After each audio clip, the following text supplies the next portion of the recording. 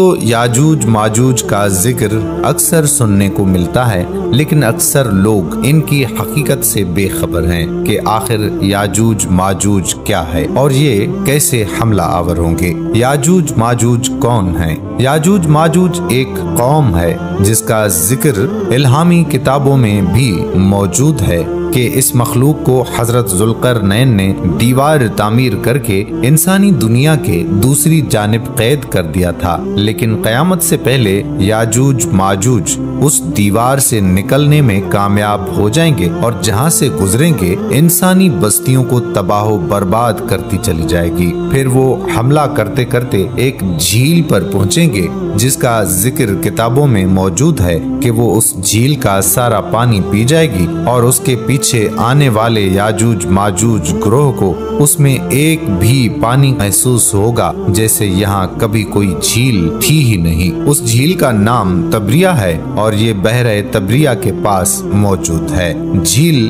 तबरिया Israel के शहर तबरिया में वाक़ है। ये इसराइल में सबसे बड़ी मीठे पानी की झील है जो 21 किलोमीटर लंबी, 13 किलोमीटर चौड़ी और 43 मीटर गहरी है। ये वो झील है जिसे आज इसराइल अपने लिए मुअत्तबर समझ रहा है। वही याजूज माजूज की मंजिल होगी जिसका जिक्र कुरान मजीद ने 1400 साल पहले फरमा दिया था। याजूज माजूज दरअसल कौन है और ये कहाँ रहते हैं? मौलाना हाफिज रहमान ने अपनी किताब क़ससुल कुरान में इसका जिक्र किया है और कुरान मजीद की सूरा कहफ में इसका जिक्र मौजूद है। इरशाद बारी ताला है यहाँ तक कि जब वो पहाड़ों के दरमियान पहुँचे तो उन्हें उन पहाड़ों से पहले कुछ लोग मिले जिनके बारे में ऐसा लगता था कि वो कोई बात नहीं समझते। मुफस्सिरीन और मुहक्किकीन ने लिखा है कि हजरत जुल्करनैन सफर करते वहाँ जा पहुँचे जो आर्मीनिया और आज़रबाईजान के नजदीक वाक़ है। वहाँ दो पहाड़ों के दरमियान से एक कौम निकली थी जो खेत तबाह कर देती, तुर्कों को बेदर्दी से कत्ल कर डालती और उन्हें गुलाम बनाकर ले जाती थी। वहाँ के लोगों ने हजरत जुल्करनैन से दरख्वास्त की कि हम आपको कुछ रकम जमा कर दें ताकि आप हमारे और इनके दरमियान कोई रुकावट बना दें। ये याजूज माजूज थे। कुरान मजीद में इरशाद बारी ताला है, उन्होंने कहा, ऐ जुल्करनैन, याजूज और माजूज इस जमीन में फसाद फैलाने वाले लोग हैं, तो क्या हम आपको कुछ माल की पेशकश कर सकते हैं जिसके बदले आप हमारे और इनके दरमियान कोई दीवार बना दें। इस पर हजरत जुल्करनैन ने जवाब दिया कि अल्लाह ने मुझे जो इक़्तिदार अता फरमाया है वही मेरे लिए बेहतर है, लिहाजा तुम लोग मेरी मदद करो तो मैं तुम्हारे और इनके दरमियान एक मजबूत दीवार बना दूंगा। फिर हजरत जुल्करनैन ने लोहे के बड़े बड़े टुकड़े दोनों पहाड़ों के दरमियान खड़े किए और लोगों से कहा कि इनको जलाओ। जब वो रेड हो गए तो उस पर पिघला हुआ तांबा डाला गया ताकि लोहे के टुकड़े मजबूती से आपस में जुड़ जाएं और चिकनाहट के सबब कोई इस पर चढ़ ना सके। चुनाचे ये दीवार ऐसी बन गई कि याजूज माजूज ना उस पर चढ़ने की ताकत रखते थे और ना उसमें कोई सोराख बना सकते थे। कहा जाता है कि उसकी लंबाई 50 मील, ऊंचाई 290 फीट और चौड़ाई 10 फीट है। मुहक्किकीन के मुताबिक कुरान मजीद की गवाही से साबित होता है कि हजरत जुल्करनैन ने पहाड़ों के दरमियान सफर किया। उस पहाड़ी सिलसिले में एक जगह बहुत ही बुलंद तरीन पहाड़ हैं जिनके दरमियान वो वाहिद रास्ता है जहां से आया जाया जा सकता है, मगर ये रास्ता मुकम्मल बर्फ से ढका हुआ है। उसके अंदर लोहा और धात मौजूद है।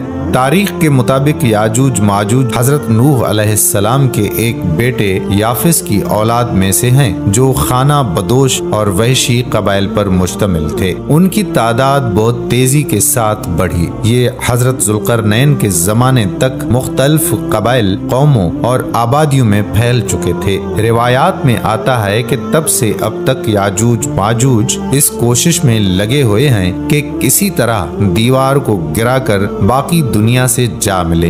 ये रोज दीवार को तोड़ते हैं हैं जब थोड़ा सा हिस्सा रह जाता है और सूरज गुरूब होने लगता है तो उनका सरदार वापसी का हुक्म देता है कि बाकी काम कल करेंगे, मगर अगले रोज दीवार कहीं ज्यादा मजबूत हो चुकी होती है।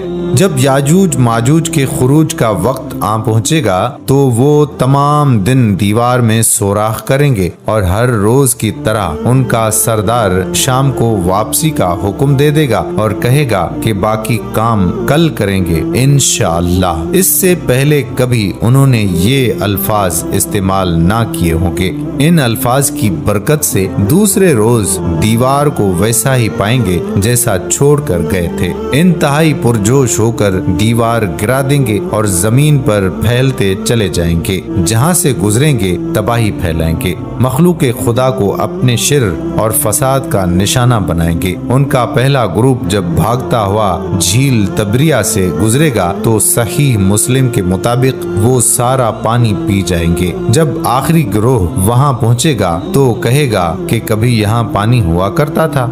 बहरे तबरिया इसराइल में ताज़ा पानी की सबसे बड़ी झील है। इसका जिक्र तौरेत और इंजील में भी आया हुआ है। हजरत ईसा अलैहिस्सलाम ने बड़ा हिस्सा इसी झील के साहिल पर गुजारा। यहाँ से कत्लो गारत करते हुए याजूज माजूज बैतुल मुक़द्दिस पहुँचेंगे और ऐलान करेंगे कि जमीन पर हमारा कब्जा हो चुका है, अब हम आसमानों पर भी कब्जा करेंगे और आसमान की तरफ तीर फेंकेंगे जो खून आलूद वापस आएंगे। कोई उनका मुकाबला ना कर पाएगा। हजरत ईसा अलैहिस्सलाम अल्लाह के हुक्म से मुसलमानों को लेकर कोहे तौर पर पनाह लेंगे और आम लोग महफूज मकामात पर बंद होकर अपनी जानें बचाएंगे। दजाल को कत्ल कौन करेगा?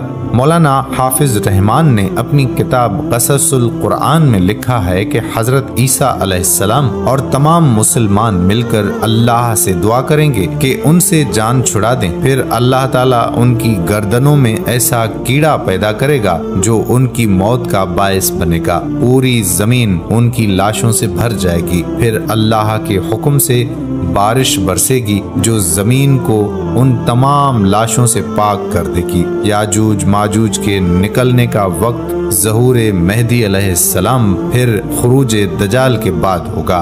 उस वक्त हजरत ईसा अलैहिस्सलाम नाजिल होकर दजाल को कत्ल कर चुके होंगे। उनके निकलने की एक अलामत बहरिया तबरिया के पानी का तेजी से कम होना बयान किया जाता है, जिसका हदीस मुबारका में जिक्र भी मिलता है। और यही वो वक्त होगा जब क़यामत